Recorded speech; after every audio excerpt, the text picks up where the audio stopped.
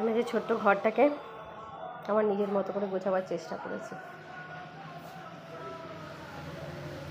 অক্ষয় তৃতীয়া শুধু নিজেদের সাজলে হবে, বাড়িঘর সাজাতে হবে না। আর আমি আগাগোড়াই একটু তোমার গোছানো ভালোবাসি।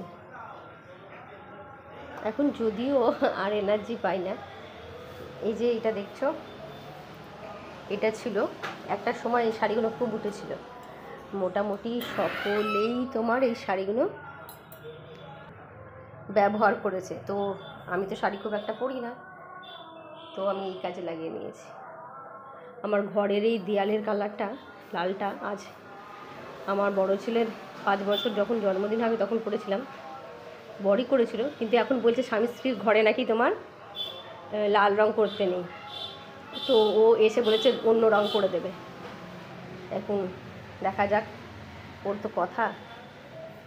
আর এই আয়নাটা খুব সুন্দর না, এটা আমি কিনেছিলাম তোমার দীঘা থেকে। এই ঘটিটা হলো আমার শাশুড়ির মায়ের।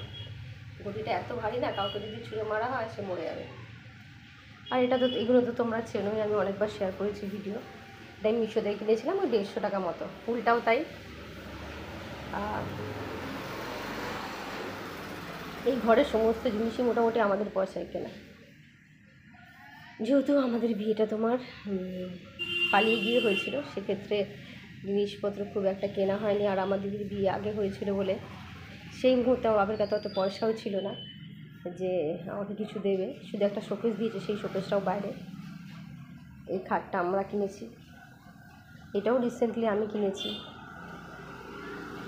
এটা আমি আমার মোমোর দোকান দেওয়ার পরে কিনেছি, ওখান থেকেই পয়সা জমিয়ে। 5,000 টাকা মতো দাম নিয়েছিল। এইটা আমার বহুদিনের শখ ছিল, এটা আমি একটা কিনেছি। আমার যেহেতু বই পড়তে খুব ভালো লাগে, এখানে বই আছে কিন্তু সব বই নেই। আর টিভিটা আমার শ্বশুরমশাইয়ের দেয়া।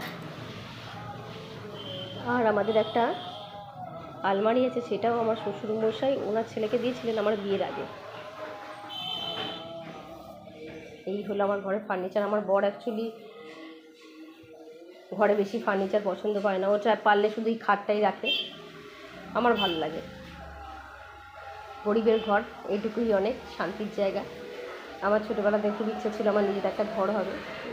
বাপের বাড়িতে হয়নি, এখানে এসে হয়েছে। নিজস্ব ঘর মানে শুধুমাত্র আমার। যাই হোক, বরের ঘর মানে আমারই ঘর। 3টে বালিশের 3টে কালার, কারণ একটা সেটে একটা বালিশের কালারই থাকে। আর ওই পুচকে বালিশটা দেখছো, সেটা আমি টেডি বিয়ারের তোমার পশম দিয়ে বানিয়েছিলাম। টেডি বিয়ারের পেটের ভেতরে যে থাকে সেটা দিয়ে বানিয়েছিলাম আমার ছোটোটার জন্য। একটা আমার, একটা আমার বড়, একটা আমার, একটা আমার বরের, আর একটা আমার ছেলের।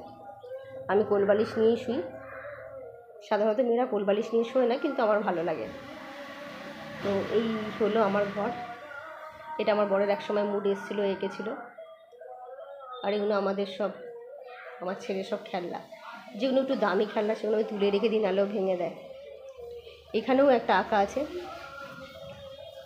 এটা কার আঁকা আমি বলতে পারবো না। ও বলেছিল আমাকে পাবলো পিকাসোর আঁকা। যতদূর সম্ভব আমার মনে পড়ছে, তোমরা যদি জেনে থাকো অবশ্যই জানিও। এটা অনেক দিন আগেও এঁকেছিল। আমি বলেছি এই সমস্ত আঁকাগুলো তুমি পুছে সুন্দর করে ঘরটা রঙ করে দেবে। আর একটা জিনিস দেখাচ্ছি, ওই দেয়ালের ওখানে দেখতে পাচ্ছি একটা গাড়ি আঁকা, ওটা আমার বড় ছেলে এঁকেছিল। উইনচামটা দেখো না অবস্থা, উইনচাম না, ওটা ড্রিম ক্যাচারটা দেখো কালো হয়ে গেছে। আর আমাদের কর্তাগিনী দুজনের একটা ছবি, একটা 2017 আর একটা রিসেন্ট তোলা। এই হলো আমার ঘর।